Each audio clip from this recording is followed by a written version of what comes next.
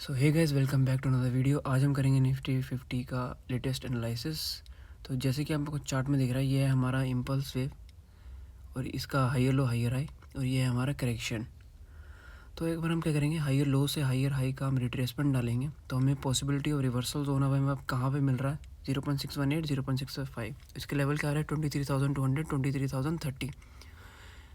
तो ऊपर के तो सारे टूट गए, 0.5 भी टूट गया, 0.382 भी टूट गया। तो अब हमारा नेक्स्ट सपोर्ट बनता है 0.618 ही। रिकैप दे देता हूँ मैं आपको इम्पल्स वेव का। यहाँ पे 3 4 5 1 2 3 4 5 पूरी। अब हम चलते हैं करेक्शन पे। करेक्शन में हमने सोचा था यहाँ पे ए बनेगा, देन ऊपर का ए बी राइज आएगा, देन सी नीचे बनेगा। पर हुआ क्या, ए बिल्कुल ही नीचे बन गया। ए के अंदर मूव्स क्या बन रहा है, 1 2 3 4 5। और इसका अब वैलिड क्या है, अगर 23,050 टूटा तो ही ये हमारी स्टडी एप्लीकेबल होगी, वरना नहीं होगी। वरना अगर ये नहीं टूटा, यहाँ से ऊपर गया, तो ये हमारा ABC जो मैंने आपको पहले से बताता आ रहा हूँ, रेडिट पे मैंने अपडेट किया था, वही चलेगी।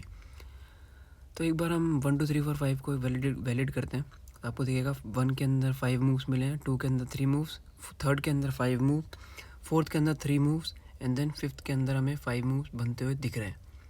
ठीक है, 5 3 5 3 5 का एक परफेक्ट कॉम्बिनेशन बन गया, जो कि इम्पल्स वेव को वैलिड कर देता है। अब हम चलते हैं अब इसकी है ना एंड की पोजीशन, जहाँ से हमने एनालाइज किया था। ये ABC का करेक्शन मुझे लगा था, पर हुआ क्या, यहाँ से डिक्लाइन आ गया शार्प। अब हम इसमें 3 मूव्स नहीं देखेंगे, ABC नहीं देखेंगे, हम यहाँ पे 1 2 3 4 5 देखेंगे। 1 2 3 4 5 से हम अगर हम देखें तो 4th से हमने एक्सटेंशन लगाया, 5th का हमें टारगेट क्या मिलता है, 0.618। इसका लेवल क्या आ रहा है, 23,180। और पॉसिबिलिटी और रिवर्सल जोन क्या बन रहा था हमारा अभी 23,200 23,030। यानी कि हमें 3 सपोर्ट लेवल्स अब हम मिल गए हैं। यहाँ से क्लस्टर बन रहा है, तो यहाँ से हो सकता है कि यहाँ से निफ्टी 50 हमारा एक बढ़िया रिवर्सल दे दे और हमें वेव बी मिल जाए।